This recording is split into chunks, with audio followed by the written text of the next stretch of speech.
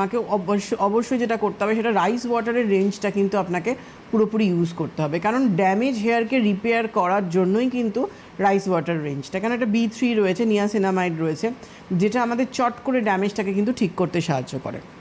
এবং সবচেয়ে বড় কথা, রাইস ওয়াটারের যে শ্যাম্পুটা রয়েছে, এই শ্যাম্পুটা কিন্তু তোমার ফেনা হয় না, কারণ সালফেট ফ্রি রয়েছে, কিন্তু এটা হেয়ারকে যেমন সফট করছে এবং শ্যাম্পু কিন্তু অনেকটাই কিন্তু রিপেয়ারের কাজ করে, কারণ শ্যাম্পুর কাজ হচ্ছে এক্সেস অয়েলটা টেনে বার করে দেওয়া। ক্লিনিং পার্ট তো শ্যাম্পু জিনিসটা, এটা আমরা অনেকেই ভাবি না যে কেন শ্যাম্পু অনেকে করতে চায় না, কিন্তু শ্যাম্পু জিনিসটা হচ্ছে আমার হেয়ারের ক্লিনিং পার্ট। যেমন ফেসের জন্য ফেস ওয়াশ, বডির জন্য বডি ওয়াশ, ক্লিনজিং বার রয়েছে, তেমনই কিন্তু হেয়ারের জন্য কিন্তু শ্যাম্পু রয়েছে।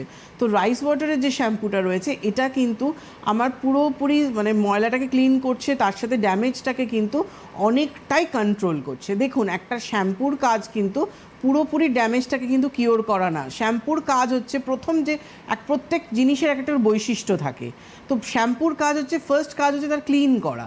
তো সেই ক্লিন করার সাথে সাথে আপনার যে ড্যামেজ হেয়ারটাকে প্রোটেকশন দিয়ে কিন্তু ক্লিন করছে, এটা বুঝতে হবে আমাকে।